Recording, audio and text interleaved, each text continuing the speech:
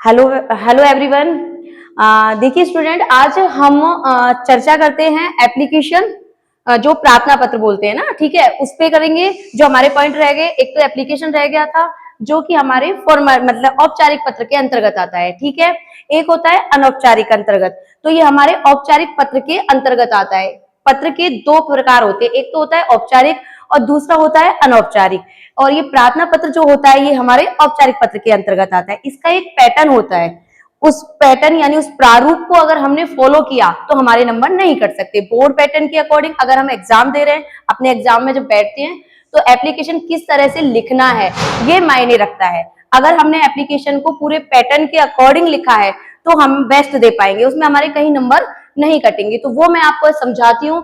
देखो बेटा, सबसे पहले जैसे हम इंग्लिश में टू द लिखते हैं, उस जगह हमने लिखा है सेवा में, उस जगह हमने क्या लिखा है, सेवा में। प्लस हमें वहां याद रखना है कि हमें वहां पे कॉमा जरूर लगाना है, कॉमा जरूरी है वहां पे लगाना। सेकंड अपना पार्ट है श्रीमान, यानी प्रधानाचार्य को लिख रहे हैं तो हम प्रधानाचार्य मेंशन करेंगे उस जगह, श्रीमान प्रधानाचार्य महोदय। महोदय एक सम्मान्य शब्द है जिसको हमें लिखना है, उसके बाद भी हमें कॉमा लगाना है।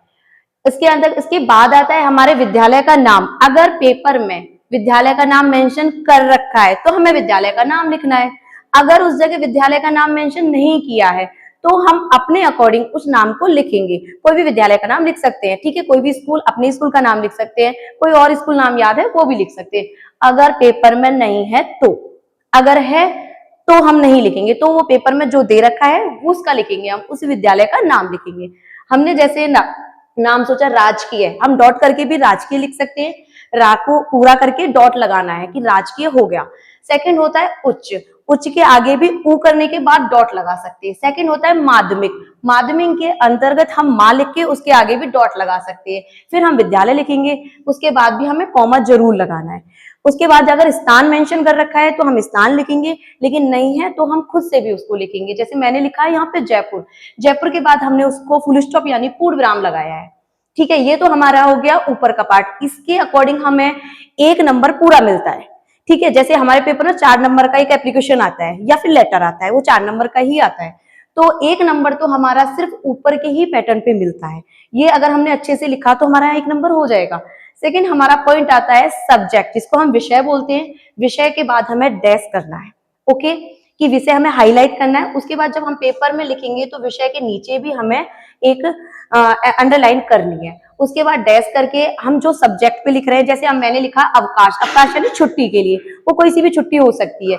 हेतु एक ऐसा शब्द है जिसके अंतर्गत वो पूरा सब्जेक्ट आ जाता है कि किस हेतु या किस कारण से हम एप्लीकेशन ले रहे हैं या किस कारण से हमने प्रार्थना पत्र लिखा है। अगर वहां पे ऐसी कोई भी एप्लीकेशन नहीं है जिसके अंतर्गत विषय ना हो, सब्जेक्ट जरूर होता है। बिना सब्जेक्ट के एप्लीकेशन या लेटर होगा ही नहीं। ये हर पेपर में हर क्वेश्चन में होगा, ये ऊपर से आपको मिलेगा। जैसे मैंने लिखा है कि हमें अवकाश हेतु प्रार्थना पत्र लिखना है, बस सिर्फ इसमें अवकाश लिखा है, विद्यालय का नाम नहीं है तो हमने विद्यालय का नाम मेंशन कर दिया। प्लस अगर उसमें सब्जेक्ट तो होगा ही होगा, ये फिक्स है। हर लेटर में और एप्लीकेशन में सब्जेक्ट जरूर होता है। तो मैंने लिखा है यहाँ पे सब्जेक्ट अवकाश हेतु, यानी मुझे छुट्टी चाहिए, हेतु मतलब कारण, हेतु का मतलब होता है कारण। उसके बाद भी हमें पूर्ण विराम यानी फुल स्टॉप लगाना है। फिर आती है हमारा थर्ड पॉइंट आता है जैसे महोदया। अगर हमें पता है किसी प्रधानाचार्य यानी चार्य यानी यहाँ पे मेल है, अगर प्रधानाचार्य हुआ, अगर वहां पे कोई फीमेल है तो प्रधानाचार्य की जगह प्रधानाचार्य होगा। यहाँ पे एक शब्द का ध्यान रखना है, चार्य की जगह क्या होगा, चार्य, ठीक है, ये यहाँ पे शब्द रखना है। और महोदय की महोदया हो जाएगा। हमें फिर डॉट लगाना है, मतलब कॉमा लगाना है। उसके बाद हमें अपना एप्लीकेशन स्टार्ट करना है। जैसे सबसे पहली पॉइंट तो कंपलसरी बच्चों को याद कर लेनी ही चाहिए, जैसे हमको करनी है। सभी ने नम्र निवेदन है कि आदरणीय हम ऐसे निवेदन करना चाहते हैं कि हमें जैसे अवकाश या मुझे कुछ एक काम पड़ गया घर में या कुछ भी चीज है तो हम उस फॉर्मेट को पूरा लिखेंगे। तो स्टार्टिंग ऐसी होगी, सभी ने नम्र निवेदन है कि मुझे मेरे घर पे या मुझे कहीं शादी में जाना है तो मुझे 2 दिन का अवकाश दीजिए। ऐसा हम जो भी लिखेंगे वो ऐसे इस बीच में मिड में लिखेंगे, ये हमारा पैटर्न होगा। यहाँ पे हम उसको लिखेंगे। इसके बाद ये हमने किया, यहाँ पे 1 नंबर हुआ, आधा नंबर यहाँ हो गया, 1 नंबर यहाँ हो गया। लास्ट पॉइंट जो हमारा होता है वो होता है हमारा कि हमें यहाँ पे लिखना है आपका आज्ञाकारी, आपका आज्ञाकारी, ठीक है,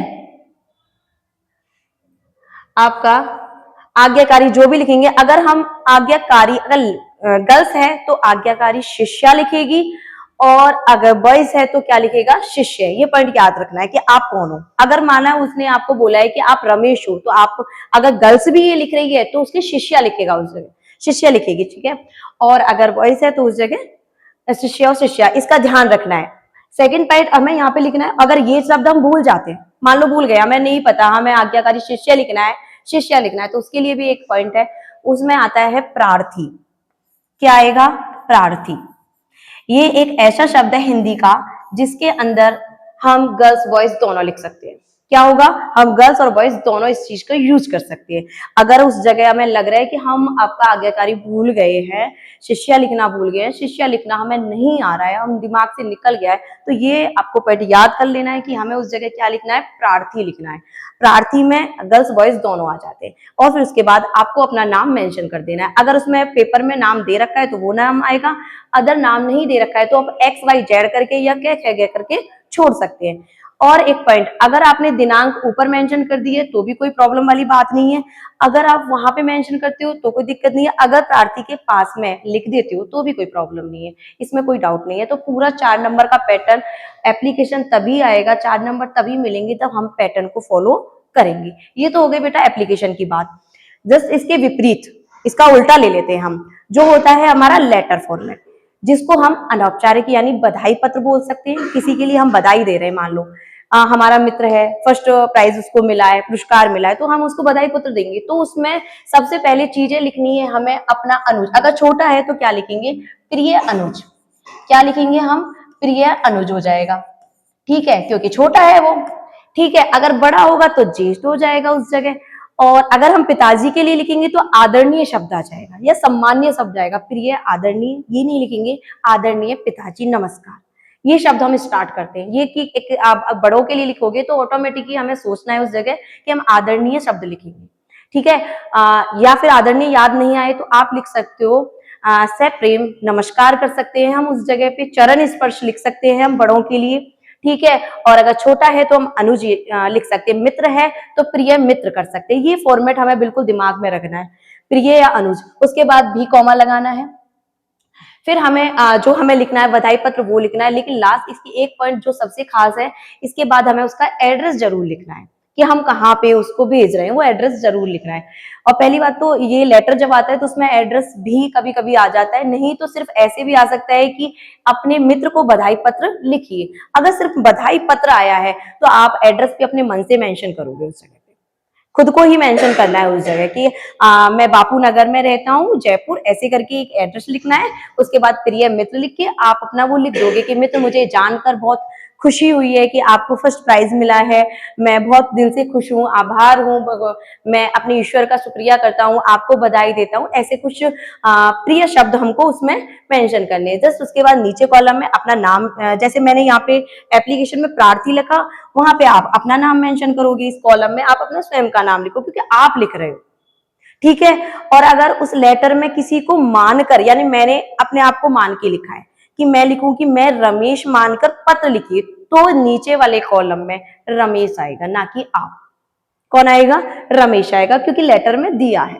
अगर लेटर में जो नाम आएगा वो नीचे आएगा और लेटर में एड्रेस आएगा तो वो ऊपर आएगा। ये चीज एक फॉर्मेट, एक पैटर्न हमको याद करना है, इसमें हमारा कोई नंबर नहीं काट सकता अगर इस पैटर्न को हमने फॉलो किया है। ये तो हो गई एप्लीकेशन और लेटर की बात। इसके बाद एक मेन पॉइंट होता है कि ऐसे राइटिंग यानी निबंध रचना कैसे करें, ठीक है। निबंध रचना के लिए एक तो शब्द सीमा होती है, हर पेपर में क्या होती है, एक शब्द सीमा होती है, ठीक है। अब जैसे हम निबंध करते हैं तो निबंध हमारा पहले तो उसमें आएगा, जैसे लिख सकते हैं हम 100 से, ये हो गया 150 शब्द, ये क्वेश्चन के अंदर मेंशन आ गया। अगर आ गया तो पेपर में बोर्ड के अकॉर्डिंग वो हमसे मांग रहा है इतने शब्दों की, उसकी डिमांड है 6 नंबर है तो 6 नंबर के अकॉर्डिंग हमें लिखना है। ऐसा नहीं कि एक पेज ही लिखना है, नहीं, 100 और 150 शब्द के अंतर्गत लिखना है हमें।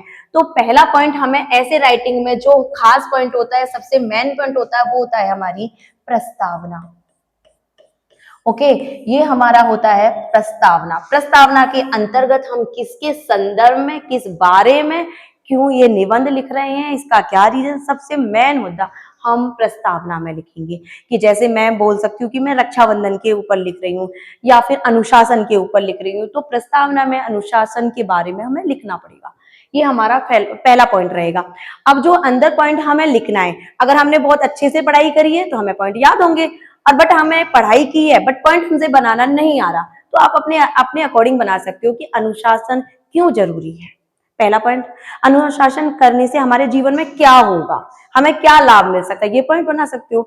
अगर मैं बोलूं कि मैं प्रदूषण के ऊपर लिखूं, तो प्रदूषण की बहुत इजी पॉइंट है, प्रस्तावना कर दिया, प्रदूषण के लाभ हानि ये लिख सकते हैं, उसके कारण क्या हो सकते हैं वो लिख सकते हैं। ये पॉइंट हम खुद बना के लिखेंगे, रटने की बात नहीं होती, कुछ चीजों को समझने की जरूरत होती है, वो पॉइंट हमें करने हैं।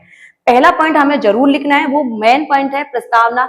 अपना लास्ट पॉइंट जो इस ऐसे में होता है वो होता है उपसंहार। ठीक है, उपसंहार का मतलब होता है सार, किसी चीज का पूर्ण रूप सार, क्या था, क्या औचित्य था इसका, क्या शिक्षा मिली, क्या हमने इसमें दिया पूर्ण रूप में। जैसे हम कोई स्टोरी पढ़ते हैं, उसकी शिक्षा पढ़ते हैं बाद में कि क्या हमें इसमें मॉरल मिला है, तो सार का मतलब इसमें पूरे ऐसे राइटिंग में हमने क्या मेन चीजें लिखी हैं वो हम उपसंहार में लिखेंगे। तो ये 2 पॉइंट तो हमें याद रखने फिक्स है, ये पॉइंट हमें भूलने नहीं है।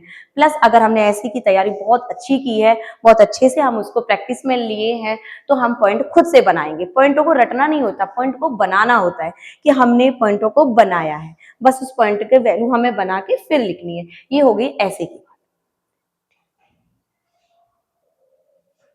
ठीक है। ठीक, जैसे अभी इस मैंने आपको एक चीज बताई कि शब्द सीमा हमें कितने शब्द लिखने हैं फिक्स है ये। उसमें बोला है 100 से 150, तो एवरेज हमें 100 से ऊपर करनी है, 150 के बीच में कर सकते हैं, लेकिन 150 से ऊपर कर दो कोई दिक्कत वाली नहीं है, 100 से कम नहीं करना। क्या नहीं करना, 100 से कम नहीं करना, ये पहला पॉइंट याद रखना है। फर्स्ट हमने प्रस्तावना लिखी, तो हमें यहाँ पे प्रस्तावना के पॉइंट पे 1 नंबर मिलेगा। अगर हमने पॉइंट बाय पॉइंट किया है तो हमारे वहां पे नंबर ऐड होते जाएंगे, और उपसंहार में हमारा 2 नंबर ऐड होता है, तो 3 नंबर का तो हमारा ये कॉलम हो गया। प्लस जो बीच में हमने पॉइंट ऐड किए हैं, जो हम अपने मन से 2 भी कर सकते हैं, 3 भी कर सकते हैं, वो हमारे ऊपर है, हमने ऐसी राइटिंग कैसे की वो हमारे ऊपर है। लेकिन अगर हम पॉइंट भूल जाते हैं, ये तब की बात है अगर हम पॉइंट भूलते हैं, तो हमें करना क्या है कि ऐसे राइटिंग लिखा है, प्रस्तावना तो याद है, उसके बाद हमने लिख दिया प्रदूषण के बारे में, पैराग्राफ चेंज कर देना है। क्या कर देना है, पैराग्राफ चेंज कर देना। उसके बाद वो पॉइंट एग्जामिनर को ऐसे लगता है कि जैसे कि उसको पॉइंट आ रहा है लेकिन पैराग्राफ चेंज करके उसने उसको बता दिया है। पैराग्राफ 3 बार चेंज करना पड़ेगा हमें, अगर पॉइंट नहीं आते हैं तब। इस कंडीशन में हमने 3 बार पैराग्राफ चेंज किया, तो हमारे बचे कुछ 3 नंबर बीच में मिलेंगे। फर्स्ट ऊपर हो गया, सेकंड उपसंहार में 2 पॉइंट हो गए, बीच में जो हमने मटेरियल दिया है अच्छा लिखा है, तो हमें वहां से 3 नंबर मिलेंगे। वो आपको बिल्कुल नहीं हट सकते, अगर आपने अच्छे से नियम और ये पॉइंटों को ध्यान में रखा है तो आपके 6 नंबर आराम से आ सकते हैं। और राइटिंग खासकर ध्यान रखनी है, हिंदी में राइटिंग और मिस्टेक पे बहुत ज्यादा ध्यान रखना है, मात्राओं को किस तरह से करना है, किस तरह से राइटिंग लिखनी है, और किस तरह से हमें पैराग्राफ चेंज करना है। पैराग्राफ चेंज करना मेन पॉइंट होता है हिंदी लेखन में, ऐसे राइटिंग में। ठीक है, थैंक यू।